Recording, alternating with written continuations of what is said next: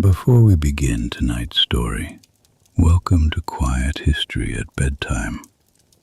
This channel is still very new, and if you enjoy these slow, sleepy journeys into the past, please take a moment to subscribe, like this video, and turn on notifications so you do not miss the next one. Now dim the lights, get comfortable, and let us drift gently back into history. Tonight, you are not in a quiet, modern bedroom. You are in ancient Rome, somewhere around the 2nd century, when the empire is wide, the city is crowded, and comfort belongs mostly to other people. You are going to spend one ordinary day here, not as an emperor or a senator, but as a fairly ordinary person. That is the only way to understand the place. Rome could look magnificent from a distance. Marble temples rose above the hills, public fountains splashed, triumphal arches glittered in the sun. But most people did not live in the Rome of marble. They lived in the Rome of smoke, stairs, mud, noise, and long days. So settle in and imagine the first thing you notice is not beauty, but closeness. You wake before sunrise because the city wakes before sunrise. You do not rise from a wide, soft bed. You are on a narrow sleeping pallet in a cramped room of a tall apartment block called an insula. The mattress, if you are lucky enough to have one, is stuffed with wool, straw, or old rags. The blanket is coarse. The air is stale. There is no gentle hum of climate control. No sealed window keeping out street sounds, no private bathroom waiting beyond a quiet hallway. Rome lives loudly, and it has already started without asking whether you are rested. The room is dim because light is expensive. Oil lamps need oil, and oil costs money. The window opening may be small, and even if it is open, that only means city sounds and smells enter more easily. You might hear a donkey braying in the lane below, a porter swearing under the weight of jars, an early vendor calling out hot food, and somewhere in the distance, the metal ring of a hammer starting another day of labor. Sleep ends not because you are refreshed, but because staying in bed does not help. You sit up and feel the stiffness in your back. Your room is one of several stacked above shops and workshops. The higher you live in the building, the cheaper the rent is likely to be, because upper floors are harder to reach and more dangerous. There are many stairs, often narrow, dark, and steep. If there is a fire, and there frequently is a fire somewhere in Rome, the upper levels are traps. If the building is poorly constructed, which many are, the walls may crack, beams may groan, and the whole place may feel temporary, as if it is arguing with gravity. You dress quickly because privacy is limited and time is valuable. Clothing is simpler than the statues suggest. Real life is less graceful than carved stone. Fabric is scratchier. Tunics are practical. Sandals are ordinary. Clothes are mended and remended. If you are poor, your wardrobe is small enough to remember without effort. You own what you need and not much more. Then comes one of the least glamorous parts of Roman life, the matter of waste. If your building has no proper latrine, and many do not, people rely on chamber pots. At some point, the contents must go somewhere. There are rules against simply tossing waste into the street, though the city is not always obedient. Ancient Rome is famous for engineering, and rightly so, but that engineering is unevenly experienced. Grand aqueducts brought water toward the city, yet daily cleanliness for ordinary people could still be awkward, public, and unpleasant. Maybe you descend several flights of stairs to find a public latrine or a communal facility. Maybe you wait. Maybe it smells exactly as you fear it smells. Roman public toilets were efficient in a way, but not private. Stone benches with multiple openings might line the room. Beneath them, flowing water could carry waste away. In front, another channel of water might hold the sponge on a stick used for cleaning. The sponge is not yours personally. It belongs to the system, which is a sentence no tired person wants to hear before dawn, and that is before breakfast. Breakfast in Rome, for many people, is light and practical. Do not imagine a large spread. Think instead of bread, perhaps dipped in wine or water, perhaps with olives if circumstances allow, maybe leftovers from yesterday. For laborers, food matters less as a culinary experience and more as fuel to keep the body moving. The wealthy can afford variety, imported ingredients, and refined dining. You, however, are trying to make it through the day. Water itself is complicated. Rome had fountains, and public access to water did exist, which is one of the city's great strengths.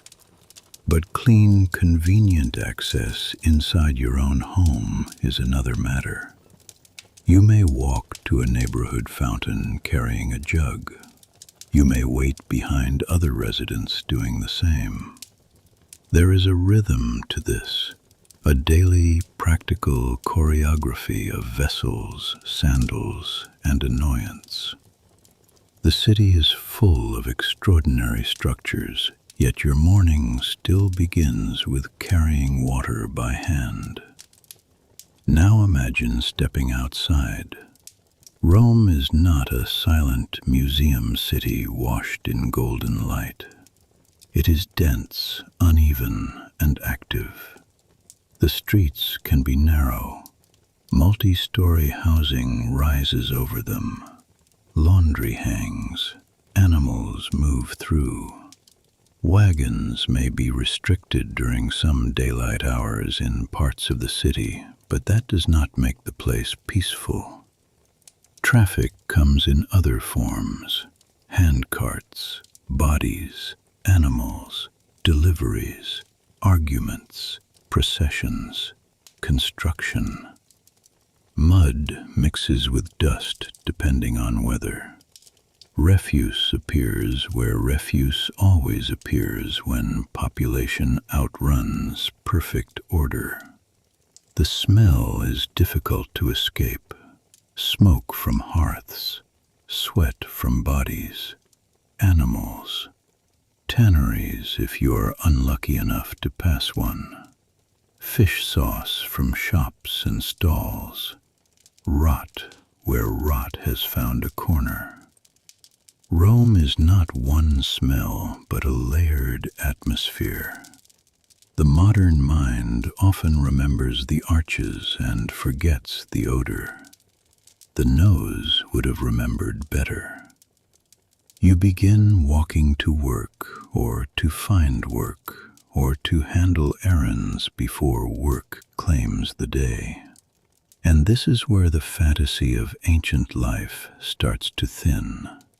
Because in Rome, for most people, survival is managed through routine effort. You are not strolling in a toga discussing philosophy beside a fountain. You are moving with purpose because food, rent, favors, and obligations all require movement. If you are a laborer, perhaps you are headed to a building site, dock, warehouse, bakery, laundry, workshop, or market. If you are enslaved, your day is not your own at all. If you are a woman of modest means, there is still work. Spinning, selling, carrying, cleaning, bargaining, raising children, organizing food, surviving prices. The empire rests on this invisible river of labor flowing through every neighborhood.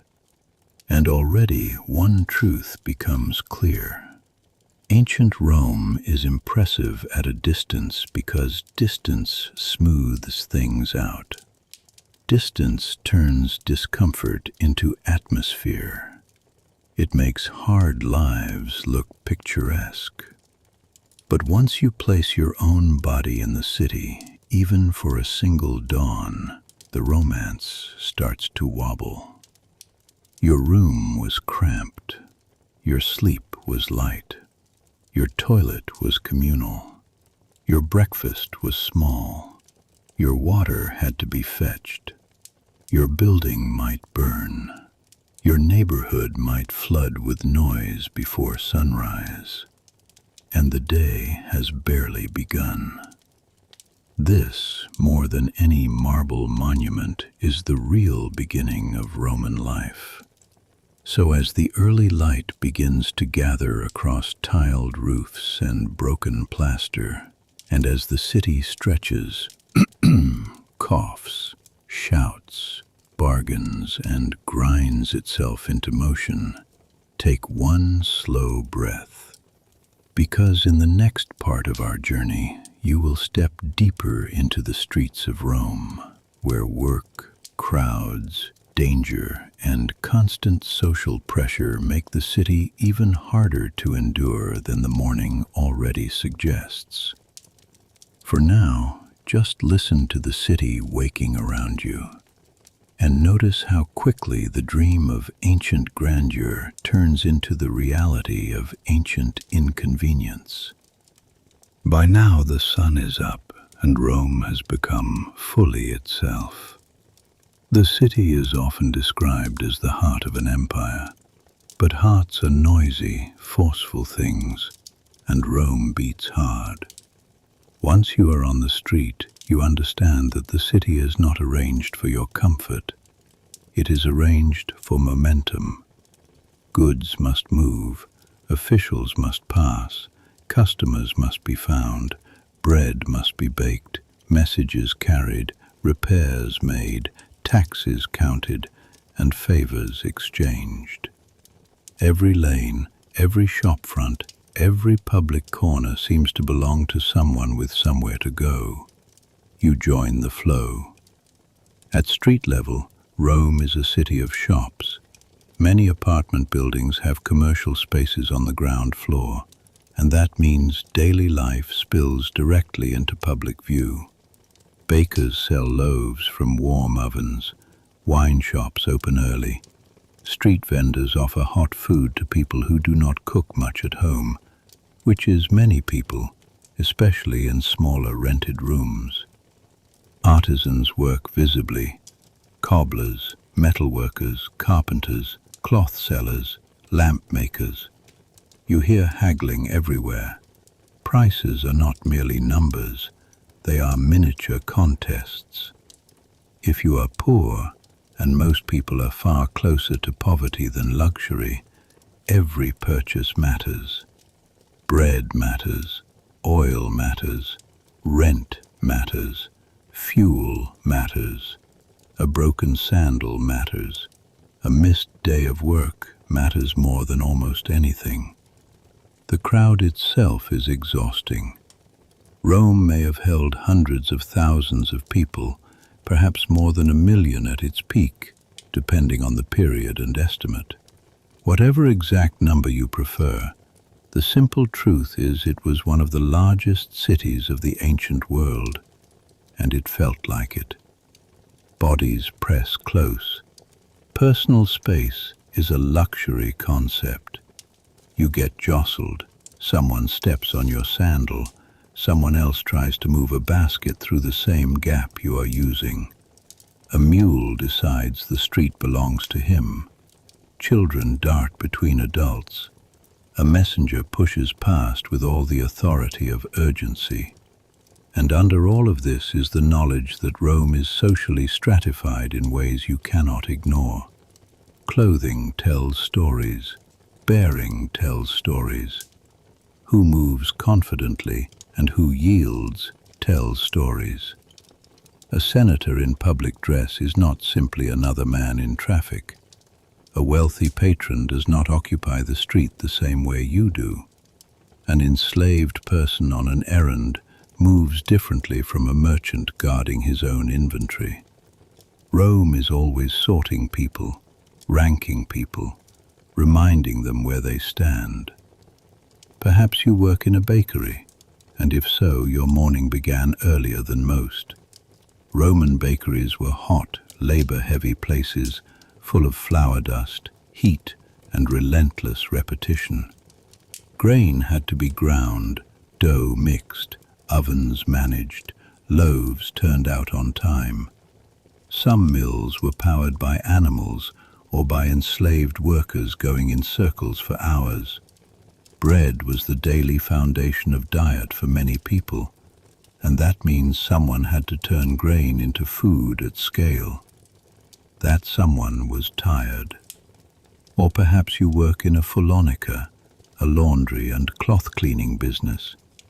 If that sounds respectable enough, wait until you learn how some cleaning was done. Urine, collected from public vessels, could be used because of its chemical properties. In other words, fabric cleaning in Rome involved standing in vats and working cloth with your feet in a solution whose origin you would rather not think about too closely. This is one of those moments when ancient ingenuity and ancient unpleasantness meet in perfect union. Maybe you haul goods instead. If you are a porter, your body is your profession. Jars of oil, amphorae of wine, sacks of grain, building materials, fish sauce, textiles, tools, all of it must be moved by someone. The empire is not abstract. It arrives in containers, and containers are heavy. Even if your task sounds more civilized, perhaps copying accounts, assisting in a shop, or helping a household, the day still has a hard edge. There are no labor regulations waiting kindly in the background. There is no expectation that work should be personally fulfilling. There is work because survival requires work. The measure of a good day is often very simple. You earned enough, avoided injury, and did not anger the wrong person. Injury, unfortunately, is easy. Construction sites are dangerous. Streets are uneven. Animals kick. Carts crush. Tools slip. Fights break out. Buildings shed things from upper windows and balconies. Roman writers joked and complained about the hazards of city life, and even the jokes tell you something. A city does not develop humor about falling pots, reckless traffic, and sleepless noise unless these are familiar facts. Then there is the weather, which the city does not soften for you. In summer, heat bounces off stone and plaster, and smell grows heavier in the air. In rain, streets turn slick and dirty. Dust rises in dry conditions. Shade is precious. So is water. So is a moment to sit down without being noticed as idle. At some point you might stop for a meal, but meal may be too generous a word. Perhaps you buy a piece of bread, some olives, a bit of cheese, maybe porridge, maybe beans, maybe a portion of hot food from a stall if you can spare it. Roman street food existed because it had to. Many urban residents did not have ideal kitchens, and cooking indoors could be dangerous or inconvenient. So the city fed itself in public, in fragments, in motion. You eat quickly. You stand or perch. You watch your coins. You watch your belongings too. Cities this large are never free of petty theft, and Rome, for all its laws and magistrates, is still a place where the alert fare better than the trusting. You also live in a world where status can be purchased through relationships. Patronage shapes daily life. A poorer Roman citizen may depend on the support of a wealthier patron, greeting him in the morning, receiving small favors, seeking introductions, protection, or food.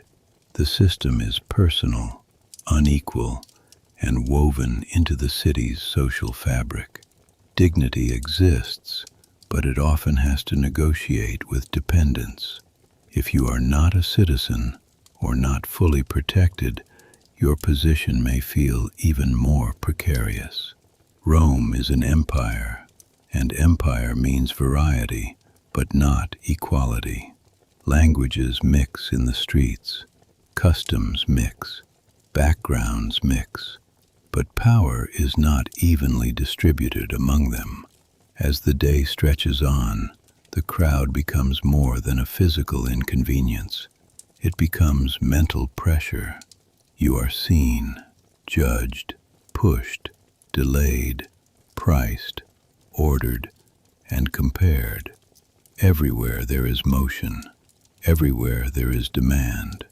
To modernize, an ancient city can feel romantic because it seems handmade and local. But handmade and local still meant exhausting, and local did not mean quiet. By noon, the truth is impossible to ignore. Rome is not just difficult because it lacks modern conveniences. It is difficult because almost every task takes more effort than you expect. Buying water, carrying food, climbing stairs, finding shade, avoiding waste, securing work, handling status, watching traffic, guarding your money, managing relationships, enduring smell, enduring heat, enduring people. Ancient life is not one dramatic hardship.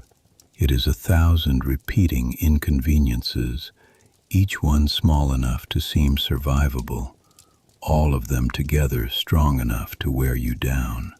And the day is only half over. Soon, like many Romans, you may head toward one of the city's most famous institutions, the baths. This sounds promising. Warm water, steam, rest, civilization. Surely here, at last, Rome becomes comfortable. In the next part, we will find out why even one of Rome's greatest pleasures was not exactly the peaceful spa day you might be imagining. For now, stay with the crowd a moment longer. Listen to the sandals on stone, the vendors calling, the animals protesting, the tools ringing, the men arguing about prices they cannot afford, the women balancing tasks that will never quite be finished, the children already learning how to move through a city that never makes room for them. This is not the Rome of triumphal paintings. This is the Rome that wore people down, hour by hour. By afternoon, your body has begun to feel ancient too. Your feet hurt, your clothes hold the smell of the street, dust has settled on your skin, sweat has dried and returned. The idea of the Roman bath now appears before you like a miracle, and, in fairness, the baths were one of Rome's great civic achievements. They were social spaces, cleansing spaces, exercise spaces, and for many people, one of the few places where daily life felt almost luxurious. Almost. As you approach the bath complex, you notice immediately that this is not a private retreat. It is a public machine. People come and go in large numbers. There may be vendors nearby. There may be men talking business, gossiping about politics, arranging favors, showing off. Bathing in Rome is not simply about becoming clean. It is about participating in urban life. You pay the entrance fee if there is one, small enough for many ordinary people to afford in some baths, though not all baths are equal, and not all neighborhoods are equal. Then you enter changing areas where your clothes are stored, hopefully safely. Hopefully. Theft is common enough that bathers keep an eye on their belongings or rely on attendants. Already the peaceful dream is beginning to wrinkle. Roman bathing often followed a sequence. You might exercise first, then move through warm rooms, hot rooms, perhaps steam, and finally cooler spaces. Oil is applied to the skin and scraped off with a curved metal tool called a strigil. This removes dirt and sweat, though by modern standards it may not produce the exact sensation of freshness you are used to. Water flows, steam drifts, Voices echo off stone and plaster. It can be pleasant. It can also be crowded, loud, and distinctly communal. If you were hoping for silence, Rome has bad news. Baths are where people meet. They argue, they laugh, they network, they boast. They shout to friends across rooms. They complain. Ancient writers include many grumbles about bathhouse noise. You might hear splashing, grunting, conversations, sales pitches, singing, and the sharp sound of someone having too much confidence in a room full of echoes. And then there is the question modern people almost always ask: how clean were these baths really? The answer is, like much of history, less magical than the architecture suggests. The Romans valued bathing, and water management in bath complexes could be impressive. But public water is public water, and large groups sharing warm spaces are still large groups sharing warm spaces. The baths were healthier than never washing at all, certainly, yet they were not a sterile modern wellness center. They were another example of Rome's genius colliding with Rome's crowds. Still, for many ordinary Romans, the baths offered relief, warmth, a moment of routine, a place to sit, a place to feel, however briefly, that civilization had arranged something gracious for the body. That matters. We should not sneer at it from the comfort of modern plumbing. The baths were real achievements. But now let us step away from the best version of Roman physical comfort and examine the larger truth.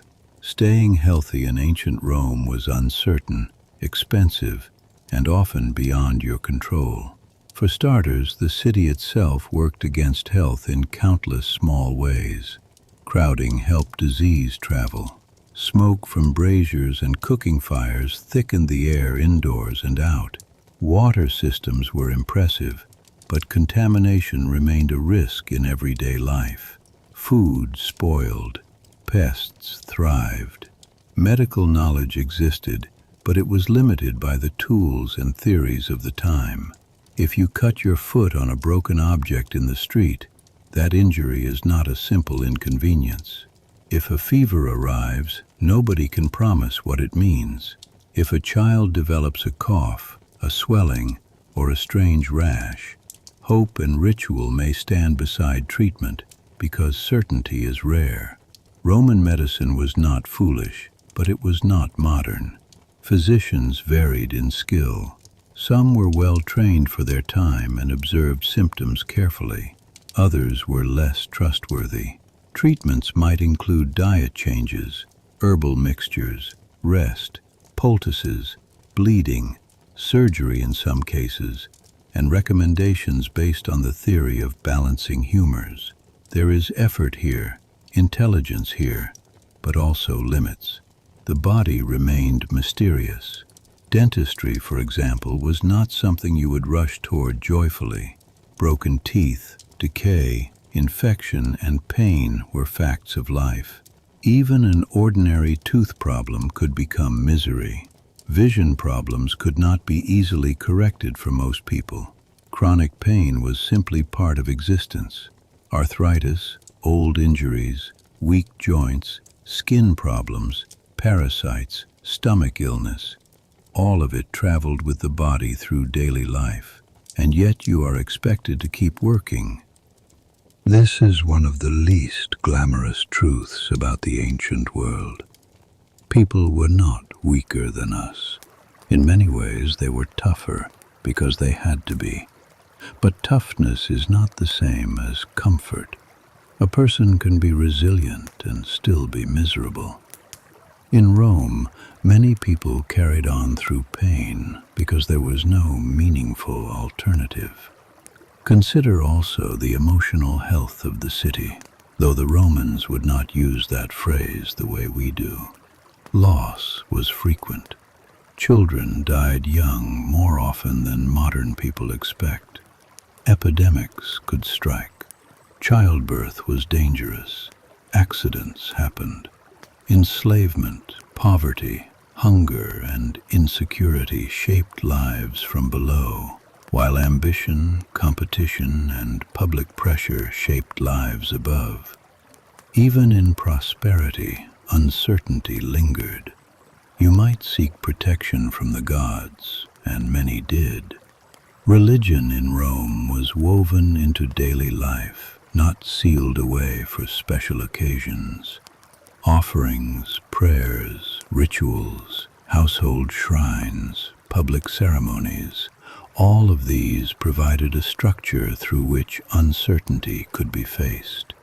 It is hard to live in a world of constant vulnerability without asking something greater than yourself to notice.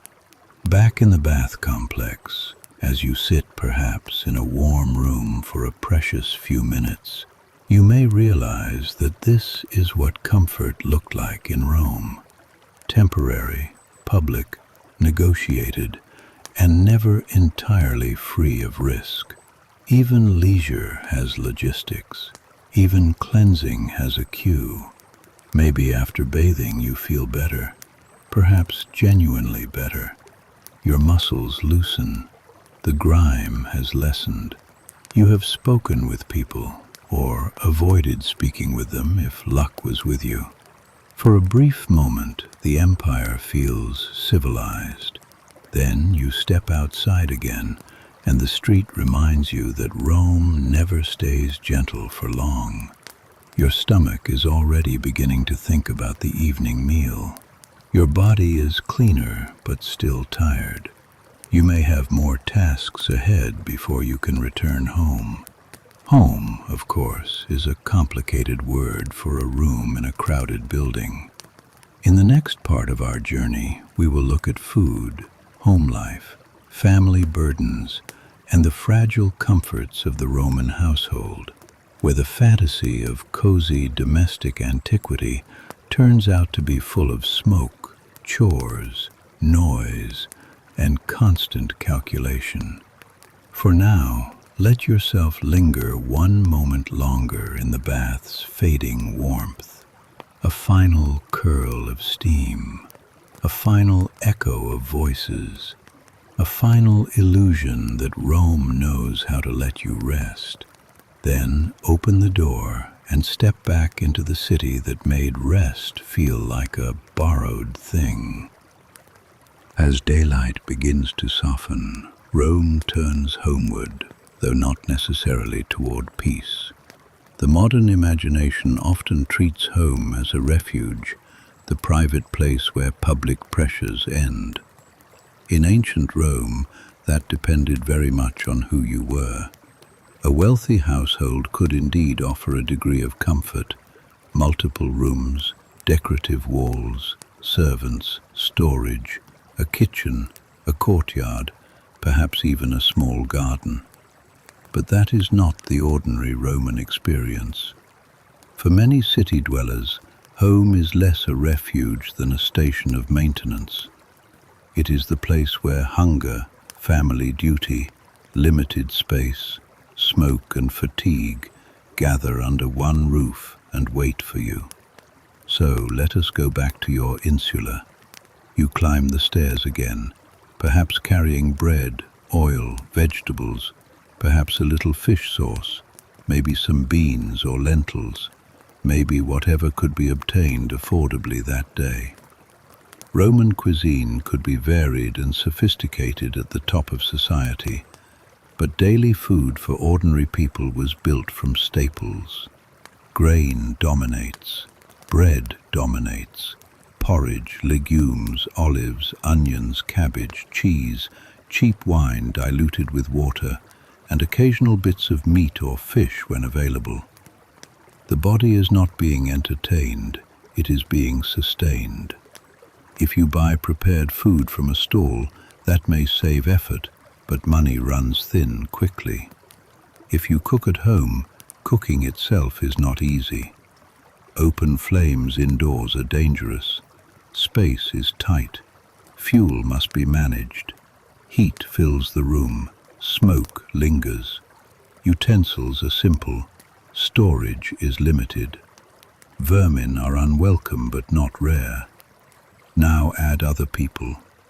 Your household may include children, relatives, lodgers, fellow workers, or enslaved people depending on status and circumstance. Privacy is thin. Everyone hears everyone else. A baby cries. Someone coughs. Someone mutters about the price of oil. Someone needs water. Someone tracked in dirt. Someone is too hungry to be patient.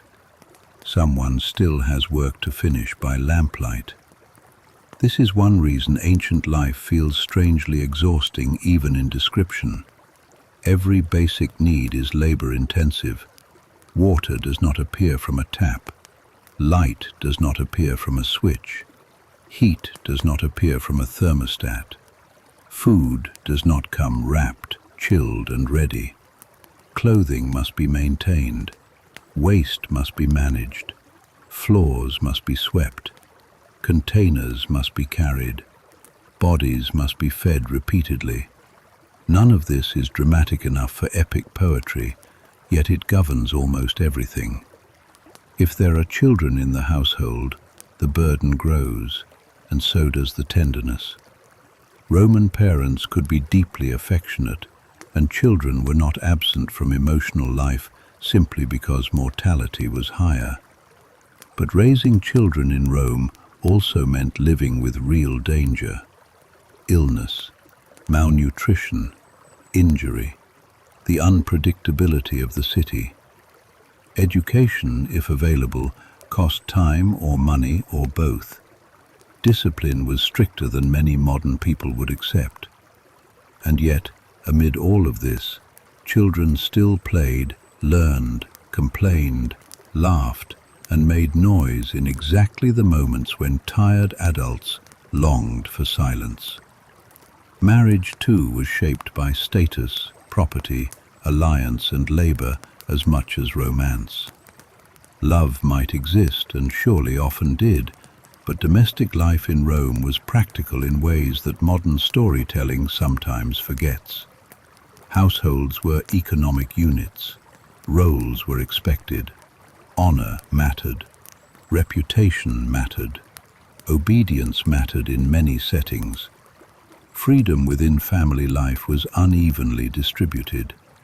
If you are a woman in an ordinary Roman household, your day may never have really ended.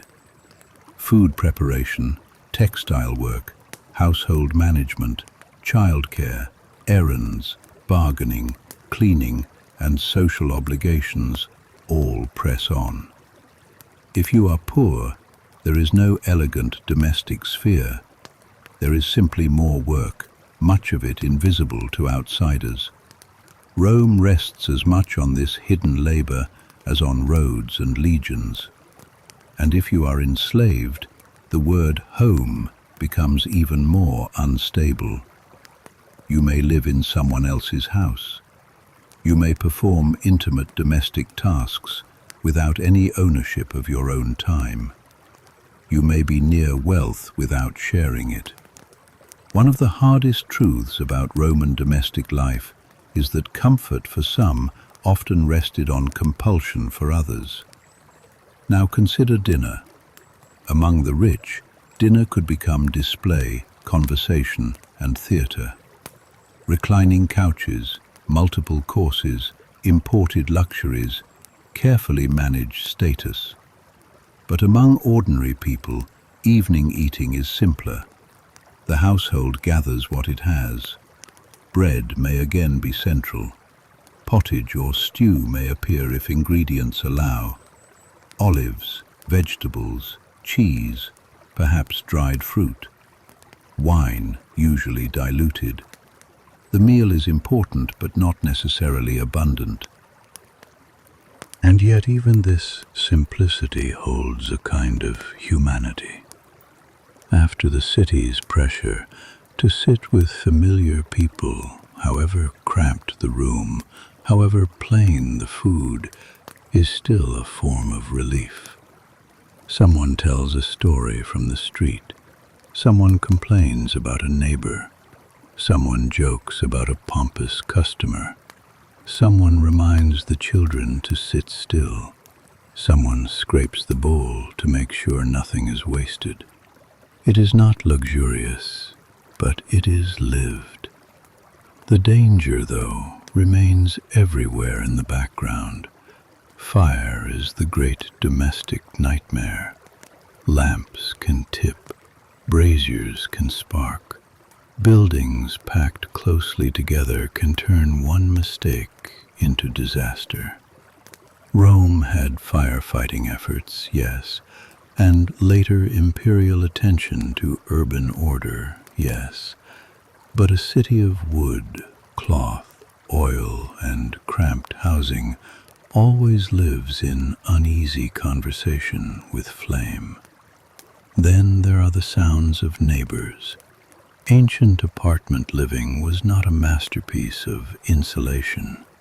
You hear footsteps, arguments, laughter, coughing, furniture dragged, babies crying, animals somewhere below, the street continuing its business far later than you want.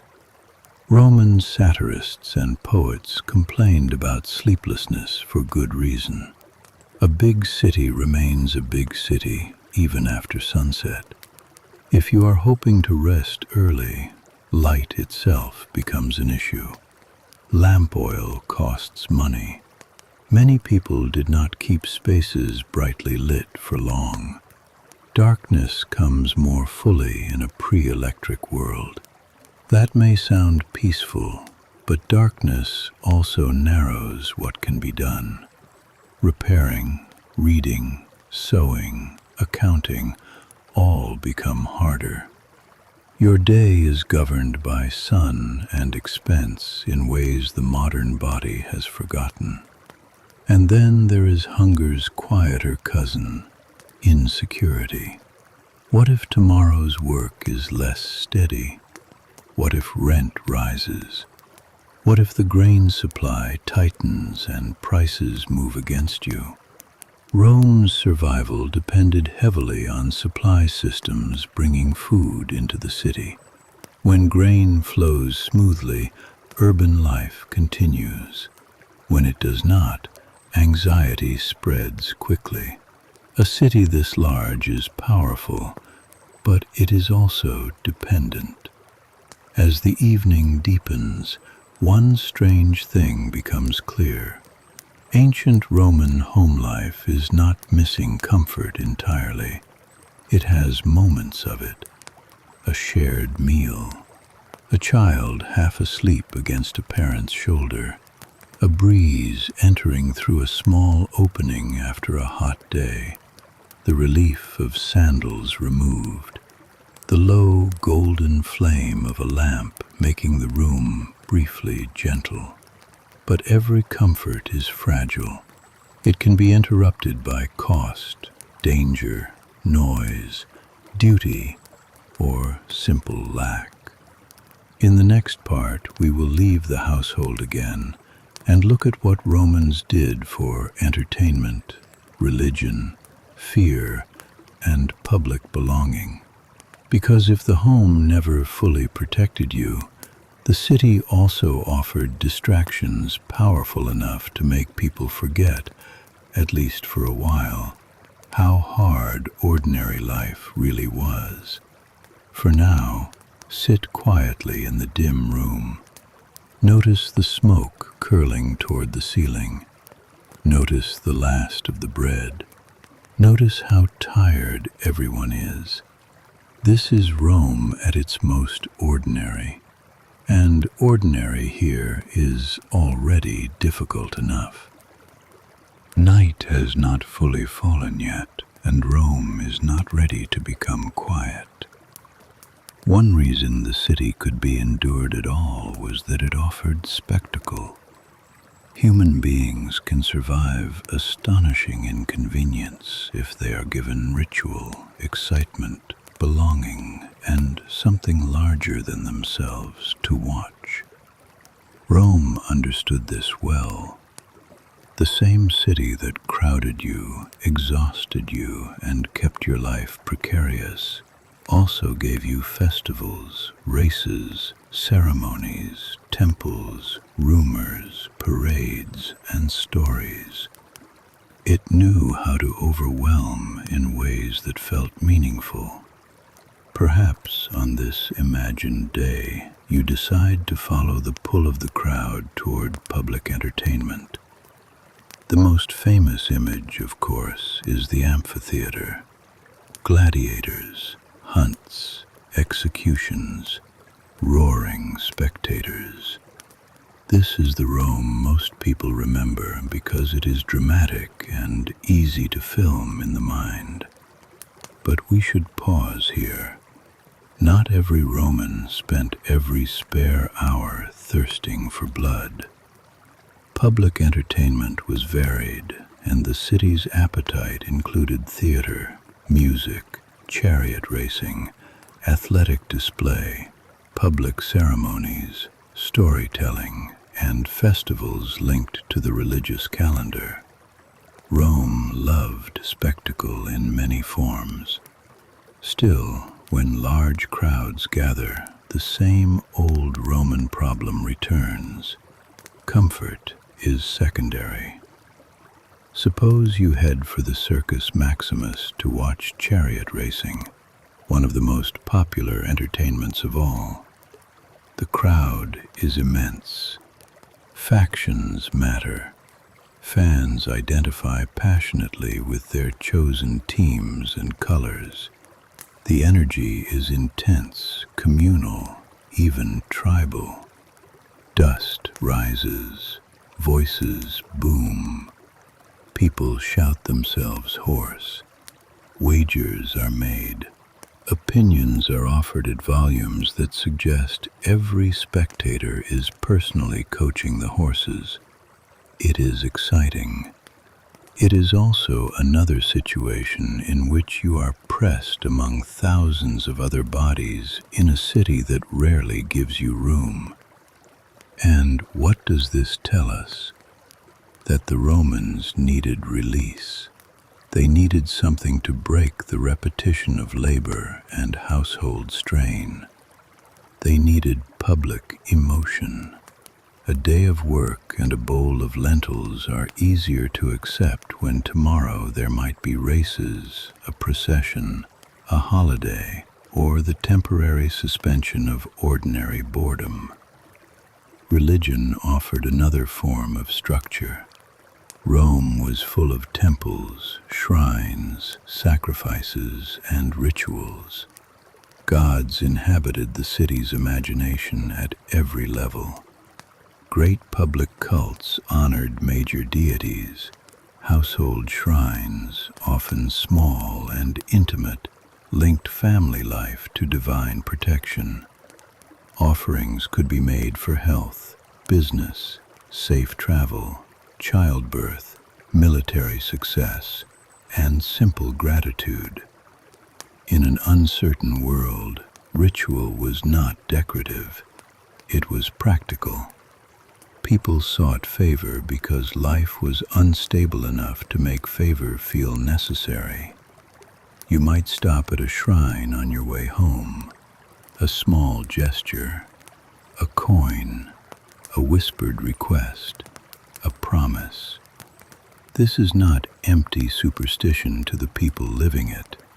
It is a way of negotiating with chance. The city calendar itself was crowded with observances. Festivals changed the rhythm of daily life.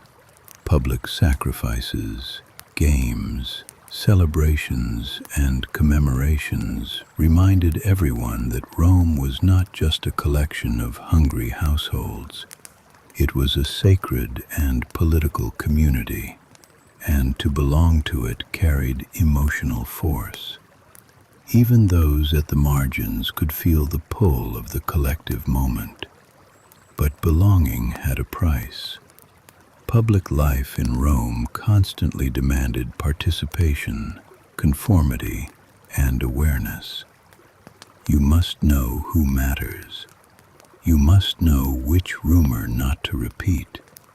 You must know how to behave in the presence of superiors. You must know which gods your household honors, which customs your neighborhood expects, which public moods are safe to join and which are safer to watch quietly. A city so full of hierarchy cannot offer belonging without also offering the fear of misstep. Then there is the law. Rome admired law, discussed law, and built a legacy of law. But living under law in daily life is not always the same as being protected by it. Legal standing depends on status. Wealth matters, citizenship matters, gender matters, patronage matters. A poor man wronged by a powerful man does not walk into justice as if entering a modern customer service office. Law exists, yes, but power filters access to it. Punishment, too, can be harsh and public. Shame matters. Reputation matters. Violence by the state is not hidden from view. If you needed a daily reminder that order rests partly on fear, Rome provided one. This is another reason spectacle and ritual mattered so much. They transformed power into performance. They made the city's hierarchy feel not merely oppressive but meaningful, inevitable, even glorious. Temples, races, parades, military triumphs. All of these wrapped authority in beauty and excitement. The same empire that taxed, judged, conscripted, and controlled also dazzled. And people, being people, responded to that dazzle. Perhaps that is one of the reasons ancient Rome continues to fascinate modern audiences. It combined misery and magnificence so efficiently. The road was dirty, but the arch at the end of it was marvelous. The apartment was cramped, but the bathhouse was grand. The labor was grinding, but the festival was unforgettable. Life was hard, but it was lived inside a civilization that knew how to stage itself. And yet, if you personally had to survive inside that staging every day, the glamour would wear thin. You would grow tired of crowds, tired of status games, tired of noise disguised as celebration, tired of gods who needed offerings when your cupboard was nearly empty, tired of public joy that did not lower your rent, tired of grand buildings you could admire without owning even a corner of their comfort. This is where bedtime history becomes useful. It lets us notice that greatness and ease are not the same thing. Rome was great in many ways. It was not easy. As darkness approaches, the city prepares for another transition. Shops close or dim. Lamps appear. Conversations move indoors or into taverns and street corners. The upper windows begin to glow faintly. Somewhere a household prays. Somewhere a drunk man begins a loud story. Somewhere a child is still begging for one more sweet. Somewhere an official finishes paperwork by unsteady light. In the final part of our journey, we will follow Rome into the night itself, where darkness brings no guarantee of safety, sleep is uncertain, and the city reveals one last reason you probably would not have lasted even a single ordinary day here. For now, let the noise soften just a little. Imagine the last warmth of evening stone. Imagine the crowd thinning but never fully gone. Imagine the temples watching the streets. Ancient Rome knew how to entertain you. It also knew how to keep you small beneath everything it built. At last, night settles over Rome. Or rather, something like night settles, because true quiet remains difficult to find. You return to your building with tired legs and a body that has spent the entire day adjusting itself to inconvenience. You climb the stairs once more, past doors, voices, smells of cooking, scraps of conversation, maybe an argument already underway. By now the room that greeted you before dawn greets you again. It is the same room, but it feels smaller because you are tired. This should be the easiest part of the day. It is not. First, there is the matter of light. Oil lamps cast a warm, flickering glow, but they are dim compared to what modern people consider normal. Shadows gather in corners. Small tasks become frustrating. Reading, if you can read, and if you even have something to read, strains the eyes. Mending cloth becomes slower. Faces look softer but less certain. Night limits action not because humans wanted rest, but because darkness imposed terms. Then there is the heat or the cold, depending on season. Buildings hold warmth in summer and surrender it badly in winter. Insulation is poor. Ventilation is imperfect. The room may feel stuffy, smoky, drafty, or all three at different times. If the window is open, more air comes in, but so do more sounds. If it is closed, the room grows close and stale. Outside, Rome continues. Some traffic still moves. Voices rise from the street. Tavern sounds drift upward. Dogs bark. Animals shift and complain. A late delivery rattles over stone. Somewhere a group of people decide that everyone nearby should share their conversation, whether they wish to or not. Somewhere someone is singing with the confidence of a man who has had more wine than talent. Somewhere, as Roman poets like to complain, sleep is being ruined by the simple fact of having neighbors. And above all of this hangs one of the city's constant fears: fire. In a tightly packed ancient city, nighttime is never entirely innocent. A tipped lamp, a cooking flame not fully watched, a spark in dry material, and suddenly the neighborhood changes character. Rome knew catastrophic fires well enough to fear them properly. Even if no fire comes tonight, the possibility lives in the architecture. Wood beams, cloth, oil, close walls. Many families stacked in shared danger. To sleep in such a place is to trust chance more than you would like. Collapse is another quiet anxiety. Not every building is well made. Not every landlord is generous with repairs. Cracks in plaster are not always only cracks in plaster. The city that astonishes visitors with engineering also houses the poor in structures that can fail them. Now lie down again on the pallet where this day began. You have eaten, but not lavishly. You have washed, but not privately. You have worked, but not necessarily securely. You have seen the grandeur of the empire, but mostly from below. And here, in the dim room, comes the final lesson of Roman life. Endurance was ordinary. The Romans who lived like this were not constantly amazed by arches or speeches about civilization. They were busy getting through tomorrow. They were solving the small, hard problems that fill a human life anywhere. How to feed a household, keep a child healthy, repair sandals, secure work, avoid debt, manage grief, navigate neighbors, please superiors, and sleep despite discomfort. That may be the most important correction bedtime history can offer. The past was not lived as a sequence of famous events.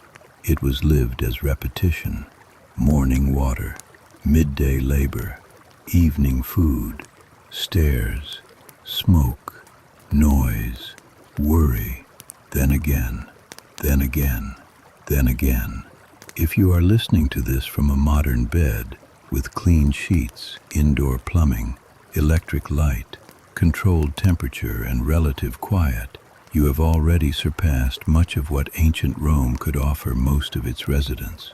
The empire built roads, aqueducts, amphitheaters, and legal traditions, yes, but it did not build a comfortable, ordinary day for everyone inside it. And that is why, if you truly had to spend just one full day here as an average person, you probably would not last very gracefully. Not because you are weak, not because Romans were superhuman, but because your expectations have been trained by convenience, and convenience is powerful. You are used to private toilets, clean running water, soft mattresses, doors that shut firmly, medicine that often works, food storage that slows decay, windows that block weather, and nights that can be lit without flame. Remove enough of those comforts and the body protests quickly. Remove them all inside a crowded city full of social pressure, danger, and hard labor, and even one ordinary day feels enormous. Still, before we end, let us be fair to Rome. It was not only misery. No civilization this enduring could survive on misery alone. There was warmth in households, friendship in workshops, pride in craftsmanship, relief in baths, delight in festivals, wonder in architecture, humor in complaints, beauty in rituals, tenderness in family life.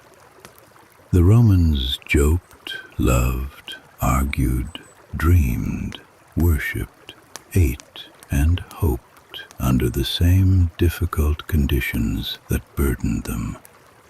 Human beings have always done this. They make life livable even when life refuses to become easy. So the story of Rome is not that the people were merely suffering under stone monuments. It is that they were living fully inside a world that demanded far more effort from the average day than ours usually does. And now, as the lamp grows lower and the city outside finally begins to thin into scattered sounds, imagine your eyes closing in that small Roman room.